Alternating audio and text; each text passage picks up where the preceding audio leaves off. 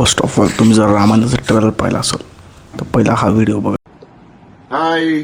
Hi Prabhas, are you ready for Hi. tomorrow? All excited, fingers crossed. Let's do it.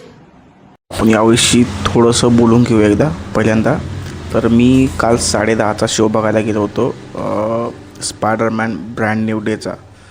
तर मी या एक्सेप्टेशननं पण गेलो होतो की त्यामध्ये रामायण आणि आपलं ॲव्हेंजर्स डूम्सडे याचं ट्रेलर राहील. पण आमच्या छत्रपती संभाजीनगरमध्ये मोठं थिएटर एकच आहे. कदाचित एखाद्या वेळेस थिएटरमध्ये केडीएम लागलेलं नसावं, त्यामुळं रामायणाचं आणि ॲव्हेंजर्स डूम्सडेचं ट्रेलर लागलं नाही.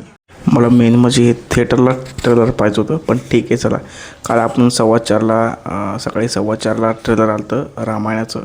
तर कमालीचं बाई, म्हणजे इतका खतरनाक ट्रेलर आहे. म्हणजे मागचं जसं तुम्ही आदिपुरुषशी कम्पेअर नका करू, त्या गोष्टीला बिलकुलच कम्पेअर नका करू, पर्सेंट बरोबर नाही.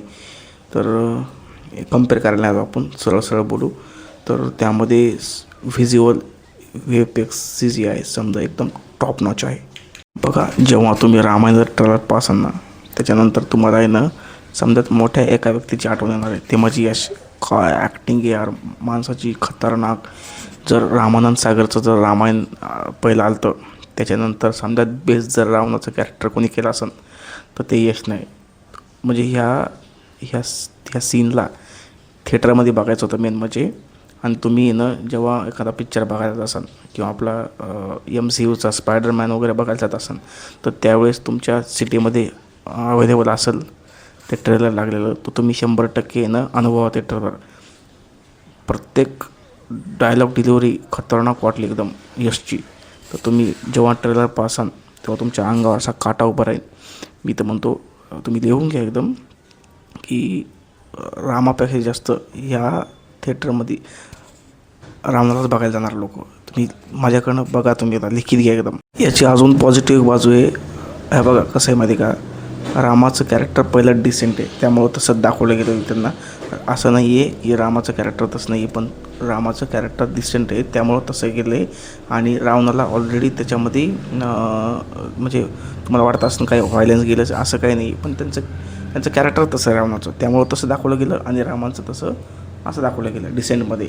तर तुम्ही समजू शकता मला काय. तर तुम्ही पूर्ण ट्रेलर पाहिला असेल तर तुम्हाला समजलं असेल पूर्ण ट्रेलर पाहिलं. पण हनुमान कुठं गेले तर रिसेंटली एका इंटरव्ह्यूमध्ये सांगितलं तुम्हाला, मी त्याच्यावर स्क्रीनवर दाखवतो.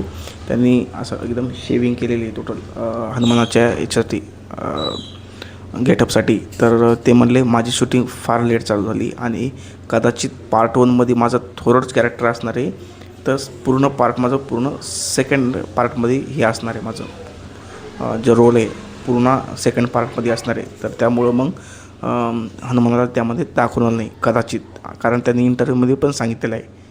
तर ह्या दिवाळीला पिक्चर येणार आहे, अजून लगभग 3 महिने बाकी आहे पिक्चरला. तर तुम्हाला ट्रेलर कसं वाटलं समजेल ना, आउटस्टँडिंगच वाटणार ट्रेलर. की एवढं खतरनाक बनवलं त्यांनी.